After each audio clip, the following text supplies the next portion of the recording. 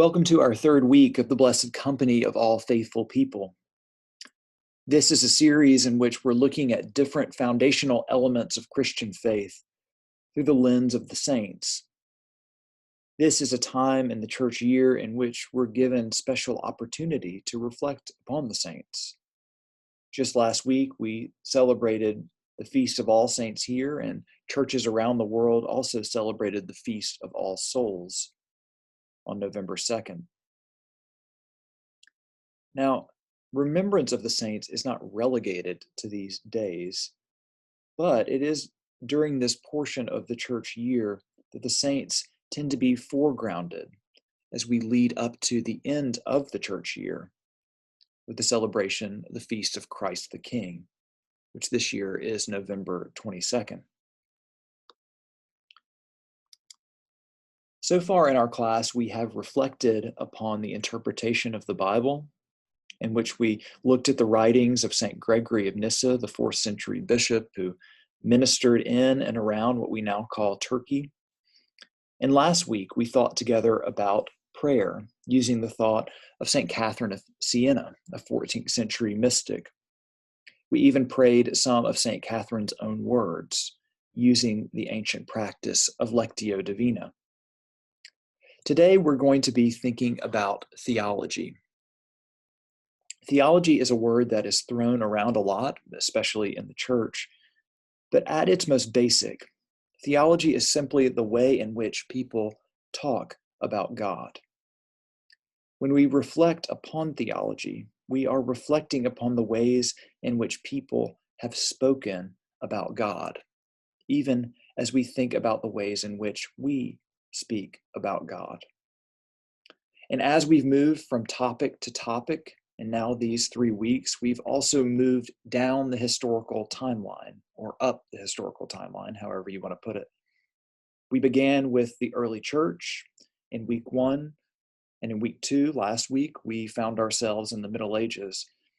This week, we're moving into the time of the Reformation in the 1500s. Now, to say the Reformation as if there's one particular moment in history, the Reformation, is a bit misleading, actually. This is a time in which we witness multiple movements within the Roman Catholic Church for reform. There are reformations happening all over during this time, in England, Germany, France, Switzerland, and Spain. Contrary to what some might think, many of these efforts did not long to start a new church or new churches, but instead longed for a revival or a return, a reform of the structures in place. Among those reformers that stayed in the Roman Catholic Church, most notably is probably St. Ignatius of Loyola, who was a co-founder of the Jesuit order. So maybe it's better to talk about this time period as a time of reformations, plural, which reflect concerns, different expressions of the church in various locations. There are loads of personalities we might be familiar with from this time. Martin Luther, John Calvin, maybe Thomas Cranmer, Ulrich Zwingli. These aren't named as saints by the Roman Catholic Church, and you can probably anticipate why. See, given that their influence and their writing galvanized groups to leave the church and start afresh, they are instead labeled theologians or prominent thinkers or something like that. The Anglican Communion has named them and many others as heroes of the Christian church in the Anglican Communion. Today, as we discuss the topic of theology, I want to look at one of these heroes, maybe the best known of them all, and that's Martin Luther. Luther has become almost synonymous with the Reformation itself and is considered a figurehead and a flashpoint in the history of the church. His life is full, and he wrote many things. And we have such little time this morning, so we have to be very selective. Before we get into the life and writing of Luther, it's helpful, I think, to give a brief overview of where we are in the history of the church.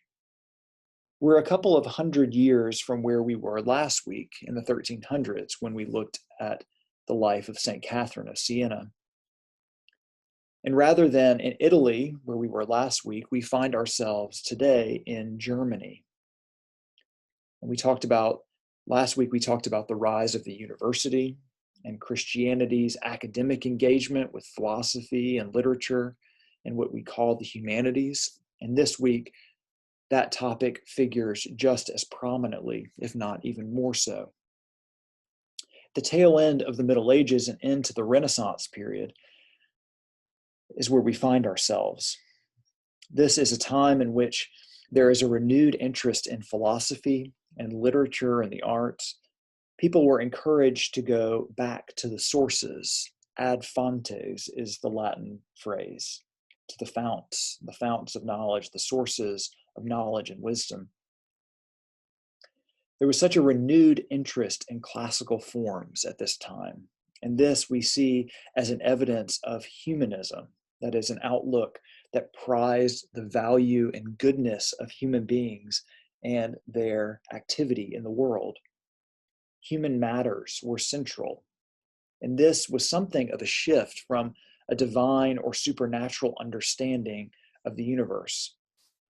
There was a resurgence in classical philosophical thought of Plato and Aristotle, and that philosophy was being taught in universities, and this continued to help foster a mindset in humanistic mindset. We add to all of this the invention of the printing press, and you can see how texts and ideas were able to be disseminated with speed and efficiency. Now, within the church, there were grievances that were growing, frustrations with the increasing power and influence of the Pope. People saw the Pope as the central authority, and that central authority began to rival state power. Some sensed that papal authority was bordering on the absolute. And this situation was exacerbated, was made worse by other signs of corruption within the church. In particular, and one that Martin Luther will harp on, is the selling of indulgences. The selling of indulgences was the practice of giving money to help remit a portion of penance for one's sin. So someone could give in exchange for being absolved, in other words. Some said that indulgences could altogether cancel the debt of sin. Now remember too that the idea of purgatory has gained prominence and traction at this time. Purgatory, that there is a state of limbo for those whose sinful debt was unable to be paid in this life. So living family members could offer indulgence. They could pay to help, quote unquote, free a soul from the uncertainty of limbo. As soon as the coin in the coffer rings, the saying would go, the soul from purgatory springs. Now, whether or not this was a common saying at that time, the point remains. Money was being exchanged with the assumption that there would be some otherworldly benefit, whether for the one paying or for the loved one who had departed from this life. Enter a young German Augustinian friar named Martin Luther. Luther questioned the practice of indulgences. But more than that, he questioned the supposed divide and the power imbalance that he saw between the clergy and the laity. He questioned and took exception with the growing power shored up by the hierarchy and thought it was necessary for the mysteries of the church to be accessible to the people it was seeking to serve. In that spirit, Luther wrote voraciously. He penned well-known documents, many of which we still have to this day. His 95 Theses are likely his best known. Many within Protestant denominations today assume the 95 Theses as a sort of founding document, whether they explicate that or not. The 95 Theses were written and disseminated in 1517. Now, they were due in part to the teaching of indulgences, which Luther saw as unsupported by the scriptures and exploitative of an unwitting laity. Luther wrote this: "They preach only human doctrines, who say that as soon as the money clinks into the money chest, the soul flies out of purgatory. It is certain that when money clinks in the money chest, greed and avarice can be increased." The practice of indulgences, in other words, for Luther, did not have to do with absolution. It had to do with the growing of greed and the avarice that was present in the church. The next year, 1518, Luther was given further occasion to defend and spell out his views in what we now know as the Heidelberg Disputation. The Heidelberg Disputation offered Luther the opportunity to develop some of his ideas that were present in the 95 Theses. The Heidelberg Disputation set forth 28 theses to that end. Much of what folks today would name as definitively Lutheran, or definitively Protestant even, comes out of these theses. It is here, the Heidelberg Disputation, that I want to look as we think a little bit more about theology. Now, in the past, when I have talked about theology, not here at St. James, but elsewhere, I have seen people's attention wane and their eyes cross. Theology can feel heavy or esoteric or speculative, overly intellectual, hair-splitting, etc. I could go on. It can feel like theology is something that people over there do and is not something that is readily accessible to the majority of us. And to be sure, this does exist. It is surely the case that there are those who theologize in an ivory tower somewhere, who wonder and speculate and dare to write about the things of God apart from the people of God. There can be temptation to do this. If you're interested in these big topics, it can be easy to get lost in your own thought and in hypothetical situations. And Luther sensed something of this in his time as well. And that, in part, is why he began speaking out. He named the yawning gap between those with special power and training and those without. And this is where Luther's theology of the cross comes in. In it, we will see that the central access point for theology is the cross. It's not speculative reasoning about things beautiful or majestic in the world. Several have said that of all that Luther wrote, the theology of the cross encapsulates the heart of his theology. Now, I have two decent-sized quotes that I'll put up here in a second, and we'll think about the ideas present together. The first is from Thesis 19 in the Heidelberg Disputation. It says this: "That person does not deserve to be called a theologian who looks upon the invisible things of God as though they were clearly perceptible in those things which have actually happened. This is apparent in the example of those who were theologians and were still called fools by the apostle in Romans 1:22. Furthermore, the invisible things of God are virtue, godliness, wisdom, justice, goodness, and so forth. The recognition of all these things does not make one worthy or wise." So that's the first. And now here's the second.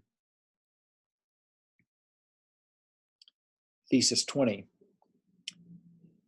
"He deserves to be called a theologian, however, who comprehends the visible and manifest things of God seen through suffering and the cross.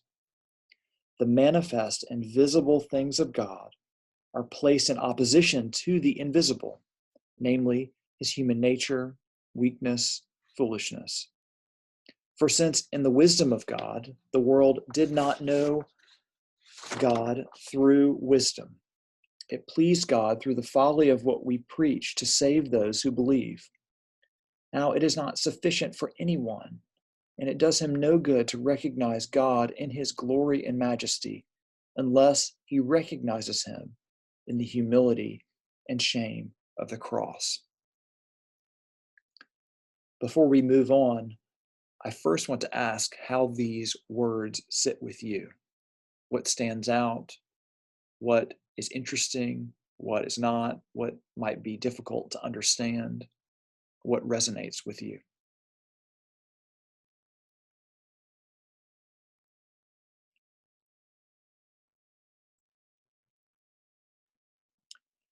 There's much to hold up here in thinking about Luther's theology of the cross. First, as much of what Luther wrote and taught, his line of thinking hung upon the writings of the Apostle Paul. I've included the in-text citations in the quotes previously, Romans 1:20 and 1:22, and 1 Corinthians 1:21 through 25 in particular. We find this holding true with Luther's other works as well. Paul's letters to the Romans, Galatians, and to the church in Corinth figure prominently and serve to shape Luther's own writing and theology. Second, what we see Luther draw out of these passages is especially interesting, these scriptural passages. The theologian, according to Luther, is not one who looks on invisible things, but who looks on visible things, namely Christ's suffering on the cross. The cross, while named the foolishness of the world, folly, is held up as the wisdom of God. We cannot recognize or speak of God's glory or majesty, Luther thinks, outside or apart from God's activity, the foremost of which is the cross. It is crucifixion and not, say, creation that tells us primarily of God's glory. This might not sound that significant, but it's hard to understate how revolutionary such an idea was. While there were others before him who insisted on speaking about God through the ways in which God was manifest, what Thomas Aquinas would call God's effects in the world, Luther arguably carried this idea to an extreme, in placing the cross as the definitive statement of who God is. In his crosshairs here are particular understandings of medieval scholastic theology that, while rich in content, often rang hollow to Luther's ears. Words attached to God, like power, for instance, could not be properly understood outside of the utter strangeness of God's power, exemplified in the suffering of the cross. This, in fact, was true power that was hidden in weakness. God's power is, in other words, not analogous. It's not like human power. It is radically different. Now, you might be able to anticipate some of the implications of this for a disempowered or disenfranchised laity. If Christian power was not like the world's, then the church could operate with an entirely different sense of authority. The church leader could be one who leaned into the life of true Christian wisdom, who saw the cross and modeled his or her life upon it. For a people who were praying in a language not their own, who relied on an educated hierarchical authority to exposit the things they were to believe. Imagine what such an idea could do. Now, you might also be able to see how it's understandable that Luther quickly became a lightning rod, a center of controversy and attention in the history of the church. You might be able to see how his writings and ideas could gain traction and point people to a dramatic reworking of what the church could look like and how people could write and speak about God. Luther was and still is considered a formidable figure in the history of the church. He is both revered and hated. His writing has served to influence generation after generation, for better or for worse. So my aim here was to put forth Luther's theology of the cross as a way to consider how we think about God, or maybe how we think about God. There is so much more here. And to think that we could do justice to a topic like theology or even to Luther's theology in this time would be truly foolish. But maybe, just maybe, this primes the pump.